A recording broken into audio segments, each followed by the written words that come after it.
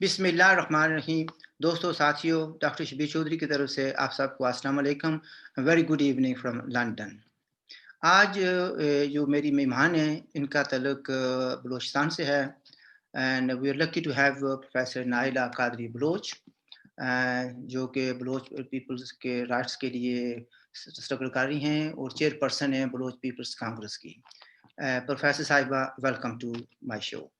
Thank you so much doctor صاحب. اچھا جی، آپ کو ہم ملتے رہتے ہیں جب جاتے ہیں یو این میں، وہاں پر بھی ملاقاتیں ہوتی رہتی ہیں. بلوچ جو لوگ آتے ہیں ان سے بھی اکثر بات چیت ہوتی رہتی ہے. And you are kind enough to give me interview for my second book on CPEC, جس کی کاپی بھی میں نے آپ کو دی تھی. آپ کے علاوہ میں نے محترمہ کریمہ بلوچ کو بھی، ان کا بھی انٹرویو کیا تھا. اور وہ تو آج ہمارے ساتھ نہیں ہیں، اللہ ان کی معافت کرے. ان کو شہید کر دیا گیا. اور ماما قدیر کیا نام تھا ان کا بھی انٹرویو کیا تھا میں نے.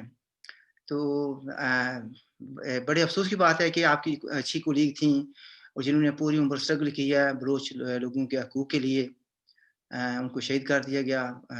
اللہ پاک ان کے آخرت مرد نے احسان فرمائیں. ان کی اسٹرگل کے بارے میں کچھ کہنا چاہیں گے ہمارے سننے والوں کو؟ بتا دیں کہ وہ کون تھی، کیا کرتی تھیں.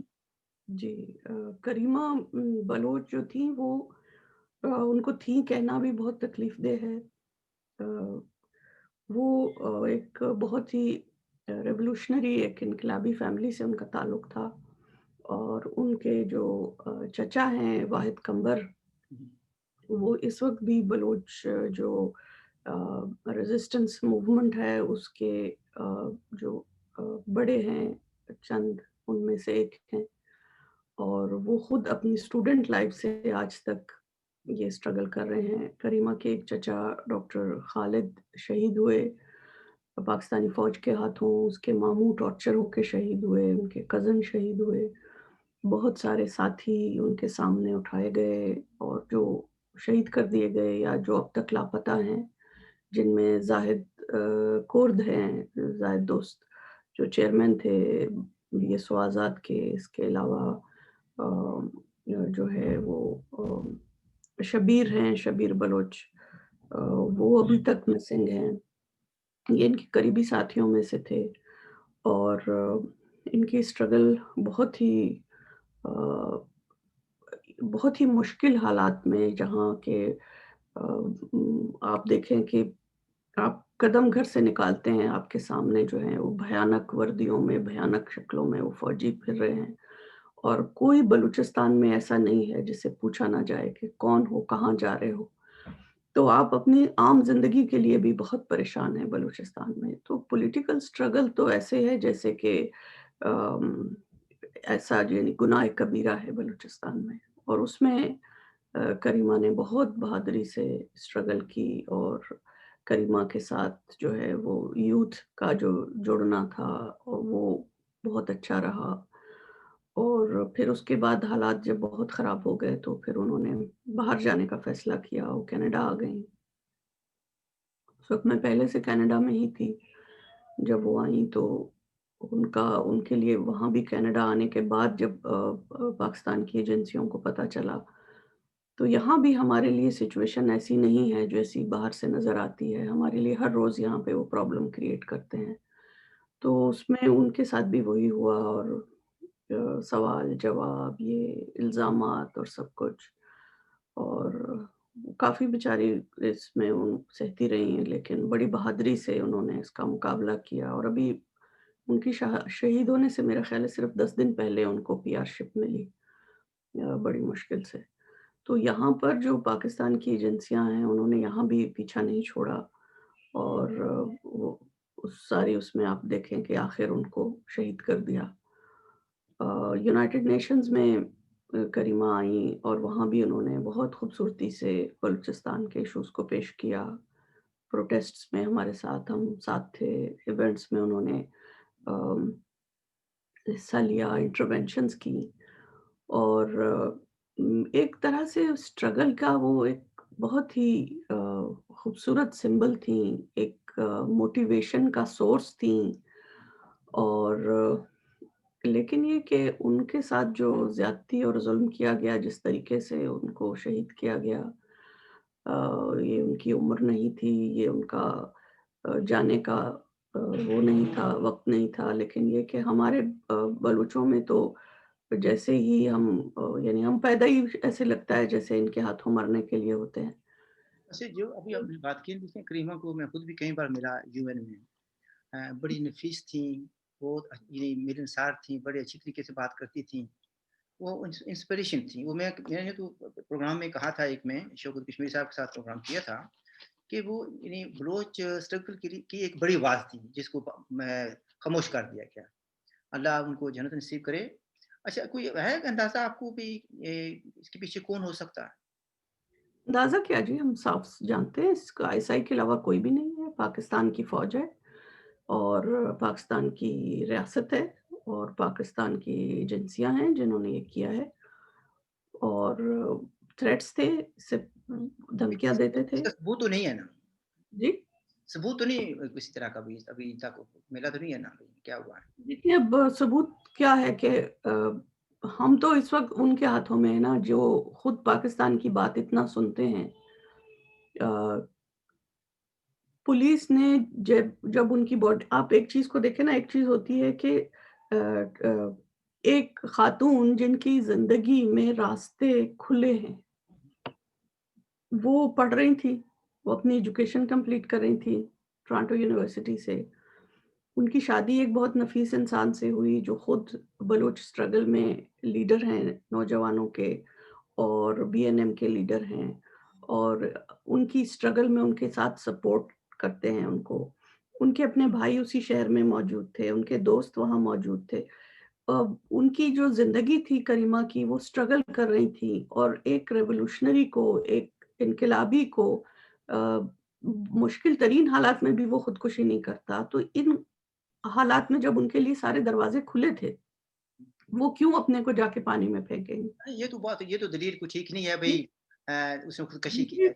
ये तो जी, खुदकुशी देखिए, का तो सवाल पैदा नहीं होता कि उनकी वैसे स्पिरिट से आप भी वाकिफ़ हैं और दुनिया जानती है कि वो मुश्किल तरीन हालात में उन्होंने खुदकुशी नहीं की, वो यहाँ आके खुदकुशी के लिए यहाँ बलोच आते हैं बाहर। ये दूसरा ये मैं कि वो मैं इज़ाफ़ा ये दूसरी करूँगा कि वो तो ऐसी खातून थी कि वो दूसरों को मायूसी हाँ, से बाहर निकालने वाली थी। बाहर निकालने वाली। यस। तो वो ये तो सवाल ही पैदा नहीं होता, हमारे लिए तो एक्सेप्टेबल नहीं है ये बात। दूसरी ये कि जो इस तरह की जो कार्रवाइयाँ होती हैं, असैसिनेशंस होती हैं, मर्डर्स होते हैं पॉलिटिकल, ये पॉलिटिकल मर्डर है और उसकी छानबीन के लिए वही तरीके इस्तेमाल करने चाहिए, बजाए ये कि पुलिस जाके देखे और कहे हमें कुछ नहीं नज़र आया। आपको ऐसे तो कुछ नज़र नहीं आएगा, लेकिन आप अपना अपने सीसी जो फुटेज है टीवी की वो निकालें, आप सैटेलाइट की फुटेज निकालें। देखिए, ये तो ओपन एयर में हुआ है, तो सैटेलाइट की फुटेज मौजूद है, पूरा जो अर्थ है वो हर वक़्त जो है कैमरों के अंडर है। वो निकालें। अगर आप उसके ऊपर देखें कि उनको कुछ दे तो नहीं दिया गया, किस तरह से उनकी डेथ हुई, उस सब की बहुत डिटेल में इन्वेस्टिगेशन होनी चाहिए। एक सतही सी इन्वेस्टिगेशन करके छुट्टियों पे चले गए क्योंकि उनकी क्रिसमस और उनकी वो न्यू ईयर की छुट्टियाँ थी।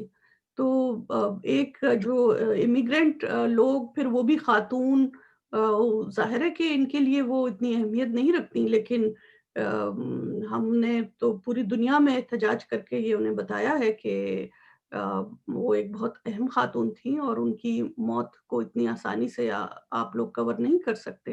पाकिस्तान को अगर किसी ने खुश करना है या पाकिस्तान के जो फ़ौजी हैं जिन्होंने सीपैक के नाम पे और वारंट ऑन टेरर के नाम पे बिलियंस ऑफ डॉलर्स करप्शन में हड़प किए हैं और लाके कनाडा में इन्वेस्ट किए हैं। उनको यहाँ आके 1 हफ्ते के अंदर सिटिज़नशिप मिल जाती है, जो कि वॉर क्रिमिनल्स हैं, जिन्होंने बांग्लादेश में जेनोसाइड किया, जो बलूचिस्तान में जेनोसाइड कर रहे हैं। इनको सिटिज़नशिप आप देते हैं 1 हफ्ते के अंदर क्योंकि ये बिलियंस ऑफ डॉलर्स लेके आ रहे हैं। तो आपकी जो सिटिज़नशिप है वो तो फॉर सेल है, जो आप वॉर क्रिमिनल्स को दे रहे हैं। हम तो इस पे बहुत शदीद एहतजाज कर रहे हैं। ठीक है जी, एहतिजाज तो ख़ैर तो आपका भी कोई हो रहा है, हम भी पूरी ज़िंदगी एहतिजाज ही करते आए हैं। अभी तक तो किसी जगह से हमें कोई सुनवाई हमारी भी नहीं है। देखिए, हम तो इस दुआ के साथ ख़त्म करते हैं करीमा शहीद का जो टॉपिक है, अल्लाह उनके दर्जात बुलंद करे और जो क्रिमिनल्स हैं या जिन्होंने जो कातिल हैं, अल्लाह करे वो उनको सज़ा मिले और पकड़े जाएँ। ठीक है जी? मैं इंशाल्लाह। इसके साथ में बात करना चाहूँगा, अभी 11 जो आदमी हैं جو شہید کیے گئے ہیں کوئٹہ میں. تو یہ کس کس ظلم کا کس کس ناانصافی کا ذکر کیا جائے اس بارے میں اگر بریفلی کچھ بتائیں. دیکھیں یہ جو 86 سے آپ دیکھیں 86 سے ابھی تک یہ ایک سلسلہ چل رہا ہے ہزارہ جینوسائیڈ کا. ہزارہ جو ہیں وہ بنیادی طور پر افغانستان کے لوگ ہیں جنہیں برٹش آرمی بلوچستان میں لائی تھی اور ان کو وہاں کینٹ میں انہوں نے آباد کیا تھا اور ان کو برٹش آرمی میں انہوں نے لیا تھا کیونکہ جو بلوچ تھے وہ برٹش سے لڑ رہے تھے. لیکن آہستہ آہستہ وہ یہاں پہ سیٹ ہوتے گئے اور ان کی کمیونٹی یہاں پہ بڑھتی گئی. پھر افغانستان میں جب روس کے سوویت یونین کا اور امریکہ کا جو لڑائی ہوئی اس کے بعد ہزارہ جو تھے وہ اور زیادہ جو مہاجرین تھے وہ آئے اور آ کر بلوچستان میں خصوصاً کوئٹہ میں آباد ہوئے.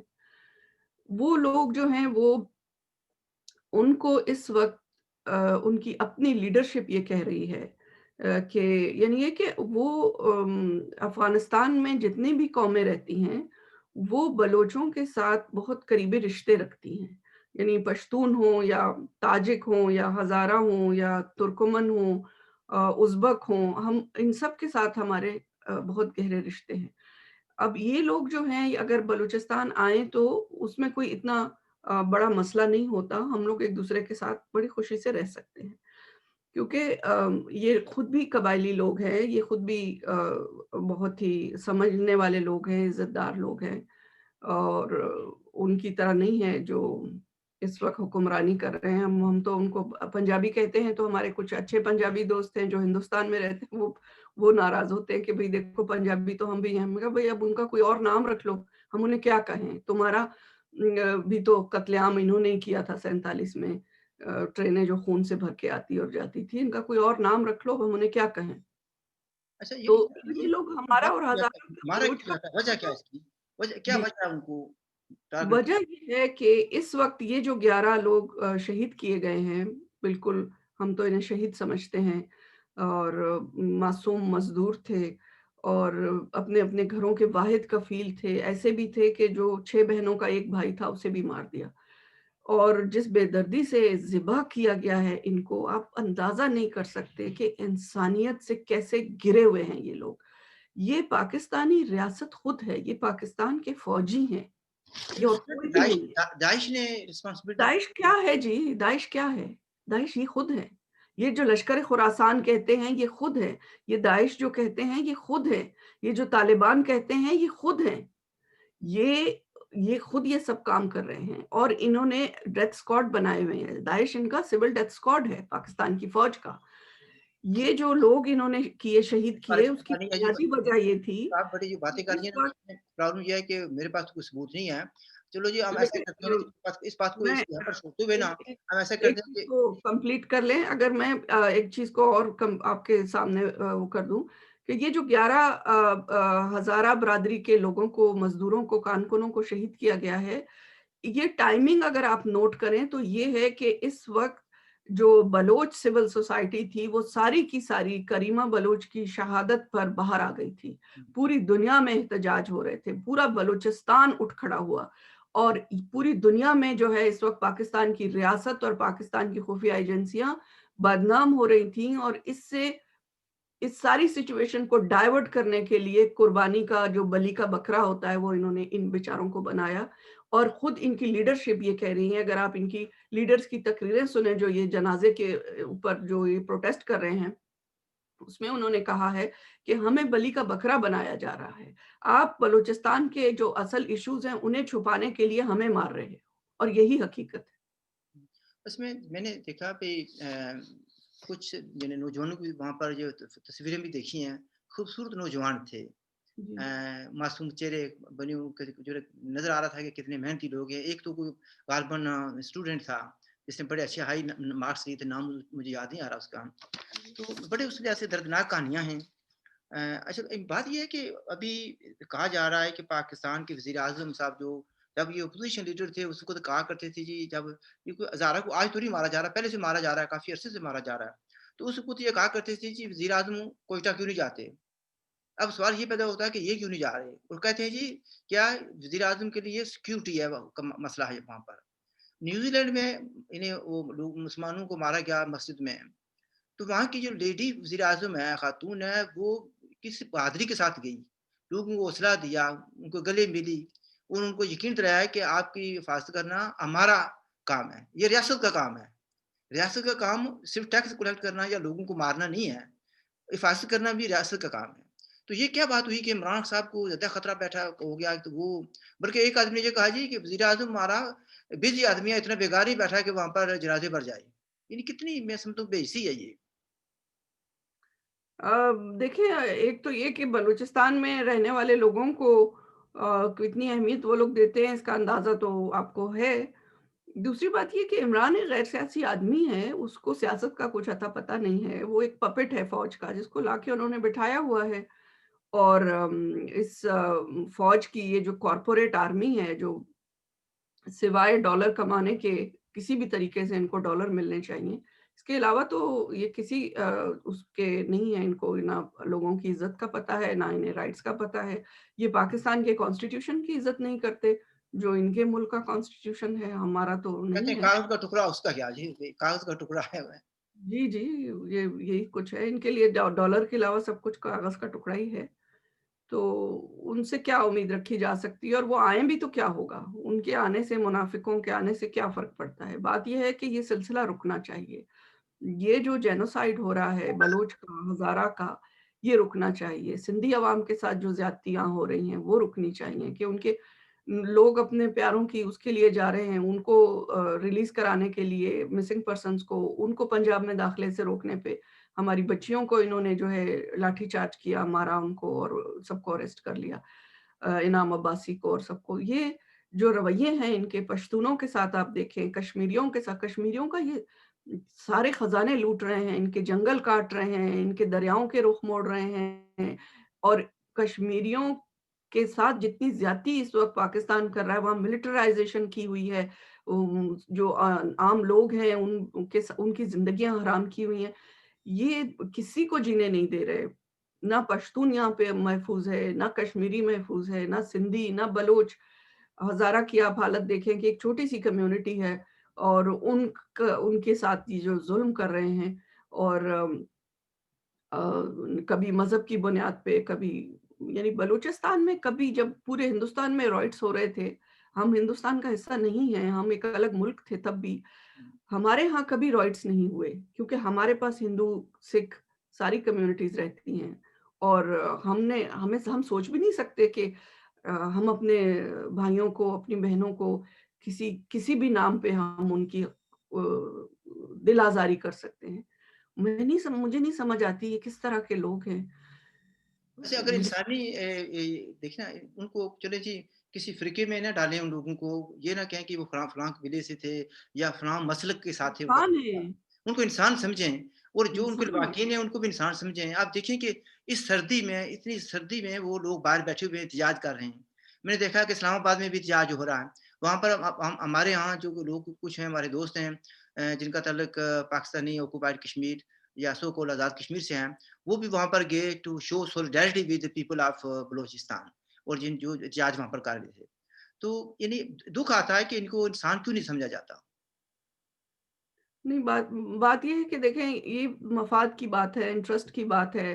इंसानियत उन लोगों के पास होती है जिनके ज़हनों में लालच और कंट्रोल नहीं होता। ये लालची लोग हैं और ये कंट्रोल चाहते हैं।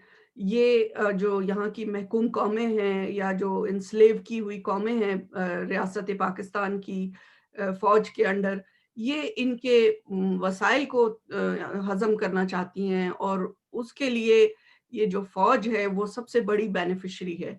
और ये जो फ़ौज है इन्होंने इनके बच्चे, इनकी फैमिलीज़ सब बाहर के मुल्कों में सेटल्ड हैं, इनके बिज़नेसेस हो रहे हैं। और ये लूट-मार का एक सिलसिला है, ये कोई मुल्क नहीं है। ये पाकिस्तान की कॉर्पोरेट आर्मी की लूट-मार का एक एक मरकज़ है। और यहाँ इंसानियत, राइट्स ये सब चीज़ों का कोई मायने नहीं है। आपने एक लफ्ज़ इस्तेमाल किया था स्टार्टिंग में कि भयानक वर्दी और भयानक चेहरे यानी चेहरे तो भयानक नहीं होते, ना ही वर्दी भयानक होती है। किसी का अमर जो है ना वो गलत हो सकता है, बुरा हो सकता है।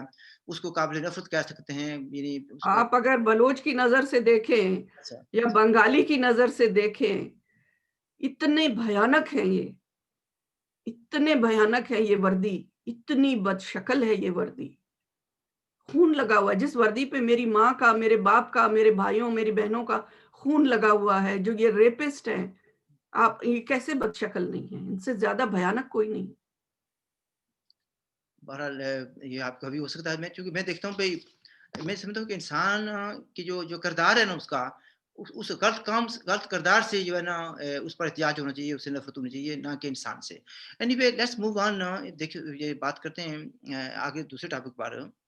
मैंने जब आपका इंटरव्यू किया था, ग़ालिबन 2018 की बात है ये, या 17-18 की होगी, जब मैंने आपका इंटरव्यू किया था सीपैक के हवाले से।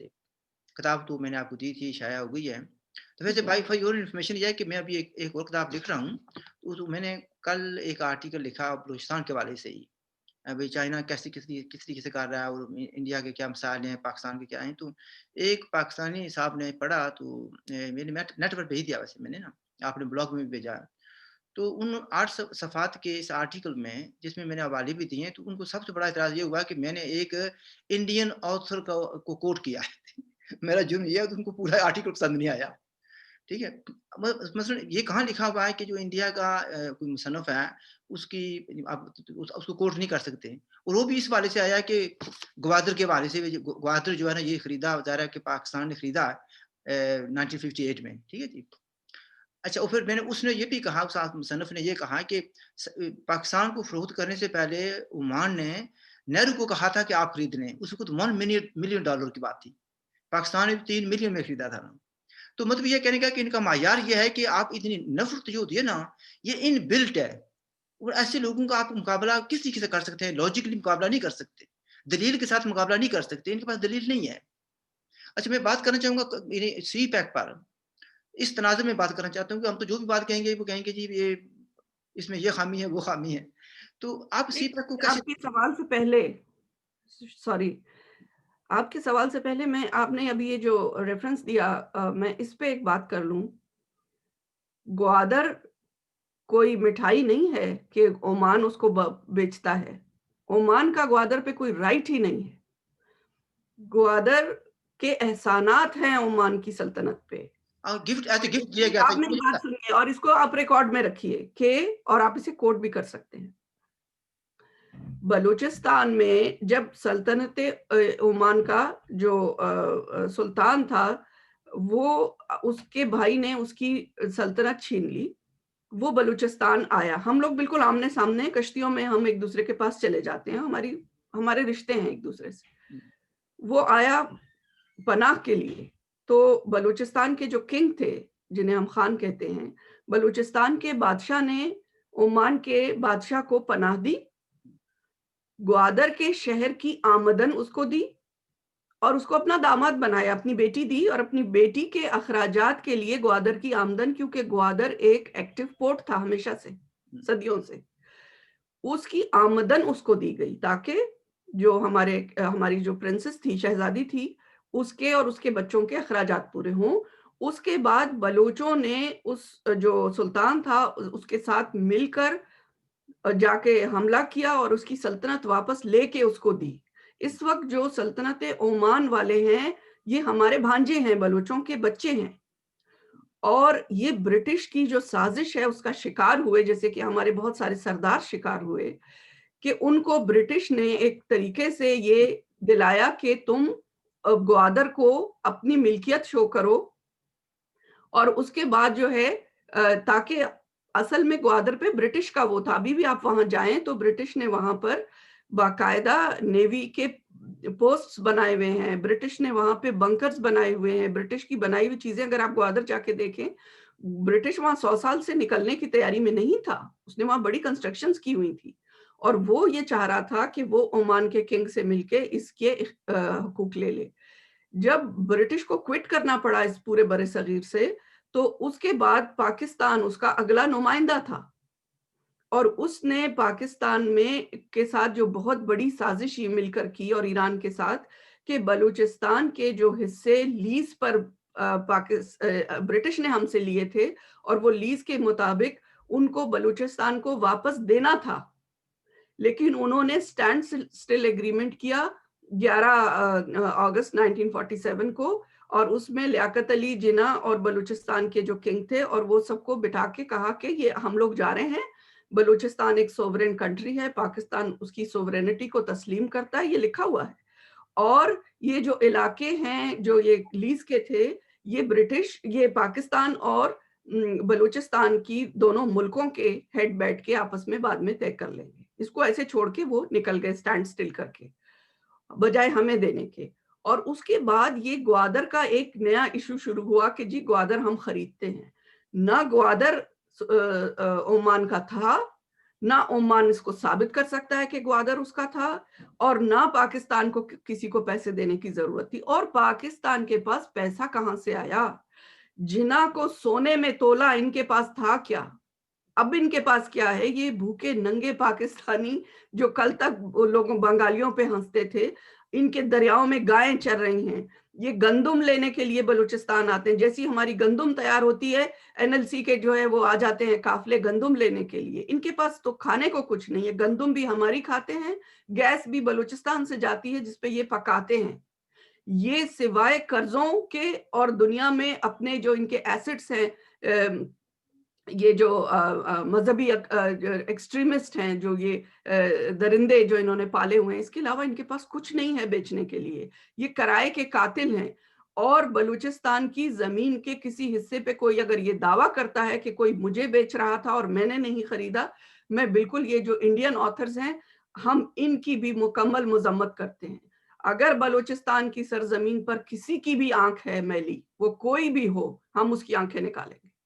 یہ دیکھیں جو گوادر نہ کسی، نہ عمان کا تھا، نہ یہ پاکستان کو خریدنے کی ضرورت، یہ سارا ایک فراڈ ہے۔ آپ نے ایک وضاحت کرتی، لیکن آپ نے بھی بات وہی کہی ہے کہ یہ جو ہے نا علاقہ جو گوادر کا، یہ گفٹ کیا گیا تھا۔ نہیں، لفظ بالکل نہیں کیا گیا تھا۔ بلوچ اپنی زمین کسی کو گفٹ نہیں کرتا، سوری۔ اپنی بیٹی کو نہیں دیا اس نے؟ نہیں نہیں نہیں، ہاں، اس نے گوادر اپنی بیٹی کو نہیں دیا، جب تک ان کی بیٹی اور ان کے داماد گوادر میں رہ رہے تھے، ان کے نواسے گوادر میں رہ رہے تھے، گوادر پورٹ کی انکم ان کو دی گئی تھی۔ جب وہ یہاں سے چلے گئے، مسئلہ ختم۔ تو پھر جب چلے گئے تو پھر وہ بلوچستان کے کنٹرول میں کیوں نہیں آیا پھر واپس وہ علاقہ؟ وہ بلوچستان کے ہی کنٹرول میں تھا، وہاں پہ ابھی بھی بلوچستان کے جو کنگ ہے ان کا گھر ہے وہاں پہ، جہاں دنیا کا سب سے خوبصورت سن سیٹ آپ دیکھ سکتے ہیں جونی میں، گوادر کے پاس، وہ وہاں پہ ان کا گھر ہے ابھی تک۔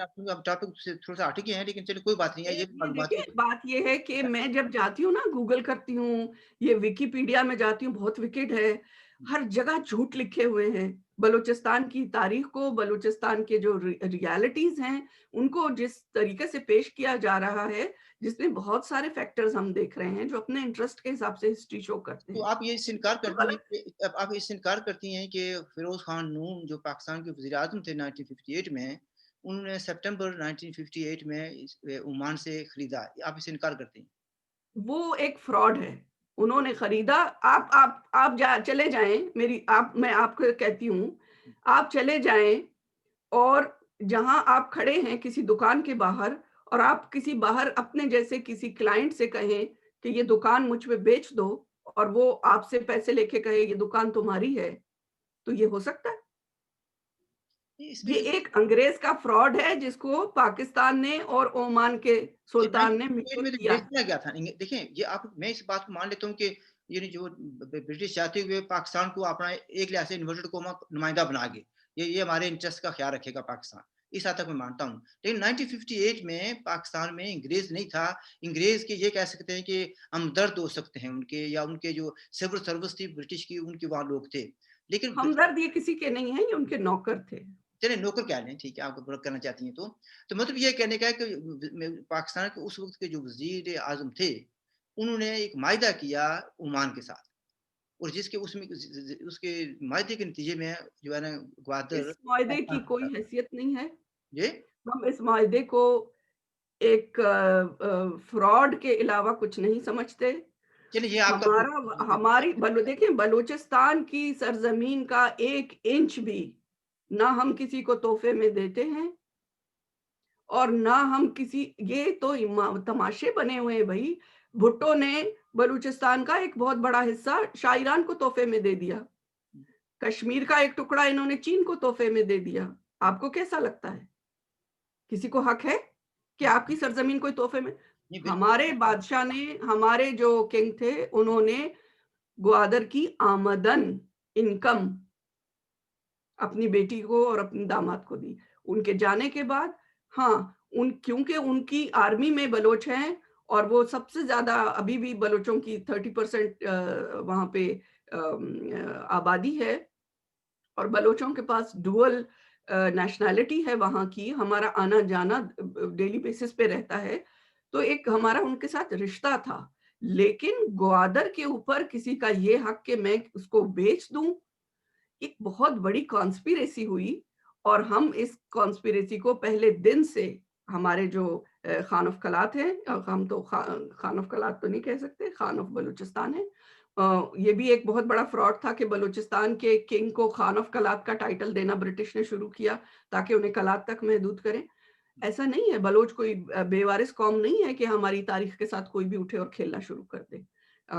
ये जो ग्वादर के बारे में बात करता है, चाहे हिंदुस्तानी करता है, चाहे पाकिस्तानी करता है, चाहे ओमानी करता है, हम इसकी शदीद मज़म्मत करते हैं और हम इस चीज़ को डिक्लेयर करते हैं एज़ अ रिस्पॉन्सिबल बलोच। मैं आपको कह रही हूँ कि ग्वादर कभी किसी को ना हमने गिफ्ट में दिया, ना बलोच अपनी ज़मीन किसी को गिफ्ट देता है। हमने इसकी इनकम दी थी क्योंकि ये एक एक्टिव पोर्ट था, अपनी बेटी को दी थी और उनके जाने के बाद इससे उनका कोई ताल्लुक नहीं था। अंग्रेज़ का एक फ्रॉड था जिसे अंग्रेज़ के नौकरों ने आगे बढ़ाया और उस सारे फ्रॉड से जो है हम उसकी शदीद मज़म्मत करते हैं। देखिए, ये तो आपने कह दिया, चलें ये आपका, that's your view of the history of Gwadar, ठीक है जी। हिस्ट्री मौजूद है, उस वक़्त भी हमने इसकी नहीं, तरदीद ठीक की थी। ठीक, मैं उस वक़्त के जो हमारे बड़े थे उन्होंने कहा था कि ये मैं गलत ऐसे है। नहीं करूँगा ना, कि क्योंकि आप बलोच हैं, बलूचिस्तान के बारे में आपका इल्म मुझसे ज़्यादा होगा। मैं इसमें कोई बहस नहीं करूँगा, ठीक है जी। लेकिन मेरी भी स्टडी है, मैं पढ़ता रहता हूँ चीज़ों को। वैसे मैं पिछले साल गया था ओमान, वहाँ पर भी कुछ बलोचों से भी मेरी मुलाकात हुई थी, बलोच लोगों से डिस्कशन हुई थी। उन्होंने ये कुछ नहीं कहा था जो आप कह रही हैं। शायद आपका नॉलेज उनसे ज़्यादा होगा, ठीक है जी। वो तो ऑर्डिनरी दूसरे लोग नज़र आए थे मुझे। तो बहरहाल anyway we lived at that. जहाँ तक आप कह रही हैं कि किसी को हक नहीं होता, मैं आपसे एग्री करता हूँ। हमारा कुछ इलाका गिलगित बल्तिस्तान से चाइना को दिया गया था। अभी भी सुना है कि Pakistan is in financial difficulties, और सुना है कि हुंज़ा जो इलाका हमारा बहुत खूबसूरत इलाका है, उसका भी सुना है कि कुछ लेन-देन हो रहा है। तो ज़ाहिर है कि हम उस पर भी एहतियाज करेंगे, शदीद एहतियाज करेंगे। मैं आपसे on on that point I totally agree with you. अच्छा, आगे और चलते हैं। आज से 50 साल के बाद आपको जितना बलोचों को मारा गया है, अगर इसका 10% भी आपको मारा जाए, अल्लाह ना करे, और 50 साल के बाद लोगों की लिखी हुई चीज़ें हम हमारे बच्चे पढ़ें और कहें कि हुंज़ा पाकिस्तान ने तोहफ़े में दे दिया था। बात पाकिस्तान कौन है और चीन कौन है जो हुंज़ा को दे? बस बात नहीं भाई, ये चाइना भी एक लिहाज से हुनज़ा पर अपना दावा करता है। खैर that's another point, another point. अच्छा, अब बातें आ जाएँ सीपैक पर आ जाएँ, टाइम हमारे पास तो थोड़ा मुझे नज़र आता है कि आपके साथ एक और प्रोग्राम करना पड़ेगा सीपैक पर। ये तो हम चूँकि दूसरे मामलात में हैं, मैं नहीं ये कहूँगा कि उलझ गए, लेकिन मैंने आपको रोका इसलिए नहीं कि इंटरेस्टिंग हिस्टोरिकल फैक्ट्स आप बता रही थीं, लोगों को पूरा हक है, वो एग्री करें या डिसएग्री करें, ठीक है जी। अच्छा, आगे मैं बात ये जानना चाहता था कि ये तो CPEC, Baloch narrative, Baloch nationalist narrative जो मीर गौस बख्श बिज़ंजो से लेके आज तक मौजूद है, मैंने तो वो इसी पेश तरीके से किया है। आपका बलोच नैरेटिव है, इसी तरीके से हमारा में जिसको हम कहते हैं कि जम्मू कश्मीर का अपना एक नैरेटिव है, जिसको ज़ाहिर है कि इस्लामाबाद या उनके जो हमायती हैं या उनके बरफदार हैं या उनको पे रोल पा रहे हैं या जो भी कह रहे हैं हमायती हैं, वो उसको कबूल नहीं करते हैं। और जब हम अपना नैरेटिव बयान करते हैं तो वो कहते हैं जी ये गद्दार हो गए हैं, और आपके साथ भी यही कुछ होता है, ये एक ऐसी बात नहीं है। तो उस लिहाज से हम दोनों एक ही किश्ती के मुसाफिर हैं। और ये भी है कि जो हुकूमत या जो रूलिंग एलीट आपके साथ नाइंसाफ़ी कर रही है, वो हमारे साथ भी नाइंसाफ़ी कर रही है, ठीक है? तो हमारे दुःख जो है ना, दर्द वो उस लिहाज से साझे हैं। अच्छा, तो सीपैक पर आप कैसे कहती हैं कि लेटेस्ट क्या बात है इस वक़्त? भी सुना है कि वहाँ पर काम भी काफ़ी अरसे से बंद है, और जो रेज़िस्टेंस है अगेंस्ट सीपैक वो बढ़ती जा रही है। जी हाँ, देखिए सीपैक पे एक तो आप ये नोट करें कि चीनी और जो पंजाबी हैं या फ़ौज है, وہ کھلے عام اس گوادر یا ہمیں اس علاقوں میں گھوم بھی نہیں سکتے ہیں. ام، دوسری بات یہ ہے کہ اتنی نفرت ہے لوگوں میں ان کے خلاف جو کسی بھی حملہ آور کے خلاف ہوتی ہے. تو یہ چیز جو ہے بلوچ بہت کلیئرلی سمجھتے ہیں کہ سی پیک جو ہے وہ ایک ملٹری پروجیکٹ ہے اور ایک قبضہ گیری کا پروجیکٹ ہے جس سے بلوچ یہاں سے صفحہ ہستی سے مٹ جائیں گے. تو یہاں پر جس طرح سے ان کے پلانز ہیں لانے کے، ابھی یہ فینسنگ کر رہے تھے کہ صرف 2 اس کے دروازے رکھے جائیں گے اور گوادر کو فینس کر دیا جائے گا، باڑ لگا دی جائے گی اور اس میں الیکٹرک شاکس چھوڑے جائیں گے اور اس میں ہائی اس کے کیمرے لگائے جائیں گے. تو یہ سارا کچھ تھا، تو اس پہ بہت ریزسٹنس ہوئی اور وہ ناکام ہو گیا. سی پیک کو میں ایک ناکام پروجیکٹ کی حیثیت سے دیکھتی ہوں، جو ایک بلوچ اچھا مٹی کی بات مجھے سمجھ میں آتی ابھی ہے. آپ نے ایک گوادر کی فینسنگ کی بات کی ہے، تو وہ یعنی مجھے پتا کہ احتجاج ہوئے ہیں اور ان کا پروگرام کیا تھا. یعنی کہ دوسرے لفظوں میں ایک یہ بھی کہا جا سکتا ہے کہ فینسنگ کرنے کے بعد یہ ہوتا ہے کہ بلوچ لوگ ادھر، عام جو بلوچ ہیں ادھر نہیں جا سکتے تھے. اونلی مخصوص لوگ جن کے پاس ہوگا، سیکورٹی کا چیک ہوگا، ہر چیز، وہ جا سکتے تھے. تو آپ کیا کہتے ہیں کہ یہ پروگرام یا پروجیکٹ بند کر دیا گیا ہے؟ جی، یہ بند کر دیا گیا ہے اور اس کو کورٹ نے بھی اسٹے دے دیا ہے، بند کر دیا ہے. اور پھر ایک جرگہ ہوا تھا گوادر میں، گوادر کے لوگوں نے اس کی شدید مذمت کی تھی اور چاروں طرف سے اس کی مذمت آ رہی تھی. تو اس پہ ہم نے یونائٹڈ نیشنز میں اس کے لیے اپیل بھی جمع کرا دی.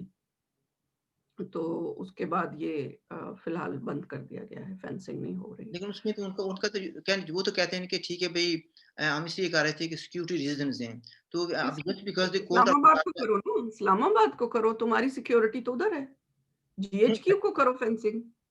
نہیں، اصل میں آپ کا پوائنٹ ٹھیک ہے، لیکن بات یہ آتی ہے کہ جسٹ بیکاز جرگے نے فیصلہ کر دیا، جسٹ بیکاز کہ وہاں پر مظاہرے ہوئے ہیں، جسٹ بیکاز کہ کورٹ نے بھی اس کا فیصلہ کر دیا، اس کا مطلب یہ نہیں کہ سیکورٹی رسک جو ہے وہ ختم ہو گیا ہے. دیکھیں سیکیورٹی رسک تو اس وقت تک ختم نہیں ہو سکتا جب تک قبضہ گیریت ختم نہیں ہوتی. جب تک یہ سی پیک کا وہاں پہ نام و نشان رہے گا تب تک وہاں پہ ریزسٹنس تو رہے گی، ریزسٹنس تو نہیں ختم ہوگی. اور وہاں پہ بڑی خفیہ بلڈنگز بنا رہے ہیں چائنیز، خفیہ بلڈنگز بنا رہے ہیں جس کی اتنی ہائی سیکیورٹی ہے کہ کوئی اس کے نزدیک پرندہ بھی پر نہیں مار سکتا. اور اس کے ساتھ ساتھ آپ یہ دیکھیں کہ گوادر سے تھوڑا سا آگے جائیں تو وہاں چابہر وہ ہے، پورٹ ہے، وہ بھی بلوچوں کا پورٹ ہے، ایران نے قبضہ کیا ہوا ہے. وہاں پر چین اور روس دونوں مل کے ملٹری بیس بنا رہے ہیں، نیول بیس بنا رہے ہیں. سوری، کون مل کر؟ روس اور کون؟ چین. یعنی اب پہلی بات یہ ہے کہ آپ کہہ رہی ہیں کہ یہ بھی بلوچوں کا، چابہار بھی بلوچوں کا ہے. ہاں، ٹھیک. اچھا، تو وہاں پر کون بنا رہا ہے ملٹری بیس؟ چین اور روس مل کے ایک ملٹری بیس بنا رہے ہیں.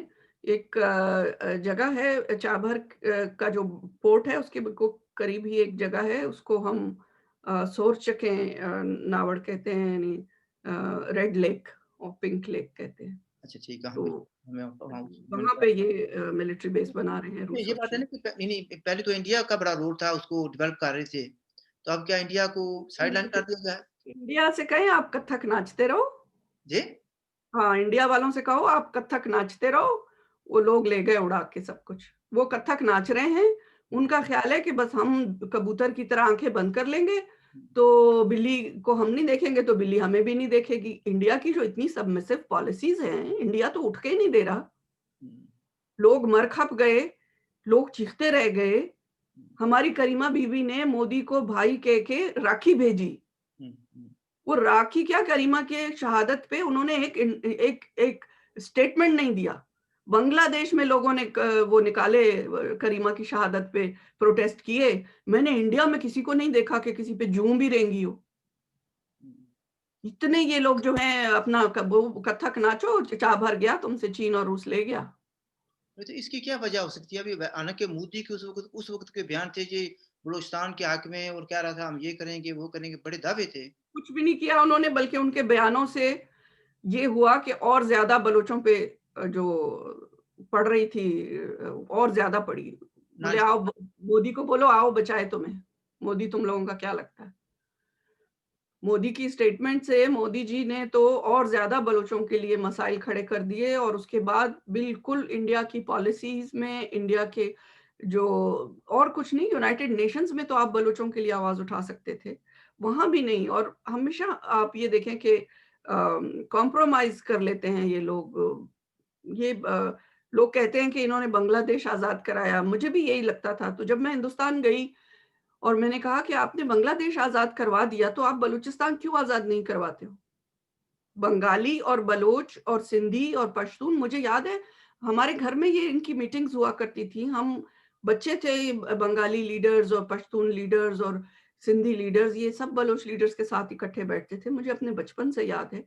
बांग्लादेश अलग हो गया, वहाँ रोक क्यों गए भई? वो तो सबसे बेहतरीन वक़्त था कि ना पश्तून पाकिस्तान के साथ बैठने पे तैयार था, ना सिंधी तैयार था, ना बलोच तैयार था। खत्म, खलास।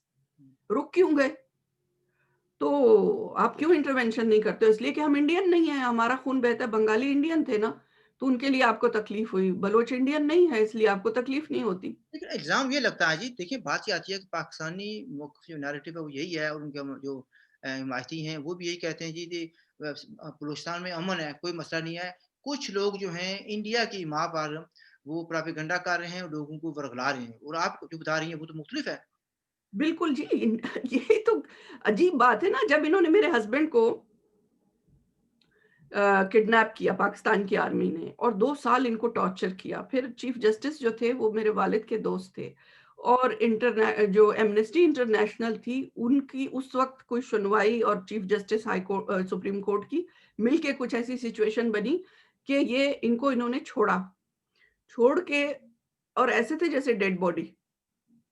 पूरे टॉर्चर से इनके अभी तक निशान हैं और वो इंसान जो ये लेके गए थे वो इंसान हमें वापस नहीं मिला। उसके बाद दोबारा उनको उठाने की कोशिश कर रहे थे, दोबारा कि एक दफ़ा तो निकल गए, दोबारा इनको ले जाएँ। तो उन्होंने एक बात बताई कि हमेशा कहते थे कि तुम रॉक एजेंट हो। अच्छा, ये हाँ, तो तुम बहुत रॉक एजेंट हो। फिर वही उनको तो कहते थे केबी लेकिन केबी यानी खैरबख्श। लेकिन अब इस बात की यानी कुछ ज़्यादा अहमियत नहीं तो रहेगी। हमने जाके रॉ से पूछा अच्छा, कि भाई रॉ तुम किधर हो? अच्छा। मैंने तो डायरेक्ट जाके पूछा ना, बलूचों का तो खाना ये खराब है ना कि हम तो सीधे लोग हैं, हम साफ बात करते हैं। मैंने कहा हो कहाँ भई तुम? हुँ, हमारे जो हैं उधर सत्यानाश हुआ है, हम तो अपनी जंग लड़ रहे हैं, हमें तो तुम्हारा पता भी नहीं है तुम कहाँ हो। और आपके हम तो बयान से पाकिस्तान ने हमला किया, हम पाकिस्तान से जंग लड़ रहे हैं। मोदी मोदी के बयान के बाद मदद तो नहीं मिली, लेकिन है कि सख्ती बढ़ गई है। भाई मोदी जी तो अब आए हैं ना, मोदी जी को तो बलूचिस्तान का पता भी नहीं था, बलूचिस्तान की तहरीक तो तब भी चल रही थी। मोदी जी तो पैदा नहीं हुए थे, बलूचिस्तान की तहरीक तो तब भी चल रही थी। हुँ, रॉ का नाम भी नहीं था, बलूचिस्तान की तहरीक तो तब भी चल रही थी। अंग्रेज ने पंजाब फतह करने के बाद बलूचिस्तान में पाँव रखा, बलूचिस्तान ने उठ के लड़ाई की। हमने अंग्रेजों को शिकस्त दी जंग नफस्क में 1940 में। 3 तोपें, 3 कैनन्स ब्रिटिश छोड़ के वापस गए, अपनी बॉडीज़ छोड़ के वापस गए। जंग नफस का आप तारीख पढ़े। हुँ। लेकिन बात ये है कि उस वक़्त क्या था, वो रॉ आई थी हमारी मदद करने, जब हम अंग्रेज़ से लड़ रहे थे। हमें अच्छा, तो सज़ा इस चीज़ की दी गई है कि हमने वैसे अंग्रेज़ एक की बात है ना गुलामी कि कबूल नहीं प्रोफ़ेसर की। साहिबा, एक बात ये है कि देखिए ये जो है ना, जो इल्ज़ाम लगाने वाले, उनके पास ना तो कोई सबूत होता है, ना कोई दलील होती है। ये एक नैरेटिव उन्होंने बनाया हुआ है कि फातिमा जिन्ना भी, मतलब देखिए बात ये आती है, मैं गिनूँगा ज़रा, कि कहते हैं ये मोहम्मद अली जिन्ना जो था वो ब्रिटिश एजेंट था। उसने उनके कहने पर अमल किया। फातिमा जिन्ना जो थी वो कहते हैं इंडिया की एजेंट थी। अयूब खान को कहते थे जी वो अमेरिका का एजेंट है। तो सब यानी अब तो कितने पीडीएम है उसको कहते हैं कि वो भी जो है ना इंडिया की एजेंट है या उनके एजेंडे पर काम कर रही है। तो ये जो आदमी भी रूलिंग एलीट की यानी पॉलिसी के खिलाफ बोलेगा, वो उसको एजेंट या इंडिया का एजेंट या किसी का एजेंट बना देते हैं। तो इसको लोग, संजीदा लोग, आप जो है ना इसका नोटिस नहीं लेते। बात यही है कि देखें इनके पास और कहने को तो कुछ है नहीं और ये क्या कहेंगे कि हम ज़ुल्म कर रहे हैं, हम जेनोसाइड कर रहे हैं, हम पाकिस्तान की रियासत के अंदर कत्लेआम कर रहे हैं, हम ख़वातीन को अगवा करके ले जा रहे हैं, बलूचों की ख़वातीन को ले जा रहे हैं, रेप सेंटर्स हैं वहाँ पे रखे हुए हैं। कत्लेआम कर रहे हैं बलूचों की ख़वातीन का, औरतों को टॉर्चर करना, ये अपने आप को मुसलमान कहते हैं, ये अपने आप को इस्लाम कहते हैं। हुँ। अच्छा, ये ऐसा इंसान नहीं है। करते हैं कि हमारे 45 मिनट्स हो गए हैं बात करते हुए। बहुत से पहलू हमने कवर किए हैं, लेकिन बहुत से जो है ना अभी रह गए हैं। तो मैं समझता हूँ कि प्रोग्राम को इसी पे यहाँ पर ही ख़त्म करते हैं। तो मैं आपसे दोबारा टाइम लेकर बात करेंगे, क्योंकि बहुत से ये बातें जो हमने करनी थी सीपैक के रिलेटेड और भी इश्यूज़ हैं। तो इंशाअल्लाह दोबारा बात होगी। नाज़रीन, आपने प्रोग्राम सुना। प्रोफ़ेसर नाइला जो हैं इन्होंने अपना जो है नुक्ता नज़र पेश किया। आपको पूरा हक है एग्री करें या डिसएग्री करें, लेकिन अगर जब डिसएग्री करते हैं तो please do provide evidence and logic. गालियाँ देने से ये बात नहीं बनती। आपको पूरा हक है कि आप भी रिसर्च करें और अपना जो मौक़िफ़ है वो पेश करें। जैसे मैंने इनको अपने अंदाज़े के मुताबिक जो बात करनी थी मैंने भी की है। I leave it at that and इंशाअल्लाह दोबारा मुलाकात होगी किसी नए गेस्ट के साथ। और लेकिन मैं आपसे ये वादा करता हूँ कि प्रोफ़ेसर साहिबा से मैं ज़रूर रिक्वेस्ट करके कम से कम एक प्रोग्राम इनके साथ वो करेंगे। इस बार ख़त्म करते हैं। हमारी तरफ से आप सबको अस्सलाम वालेकुम। Look after yourself.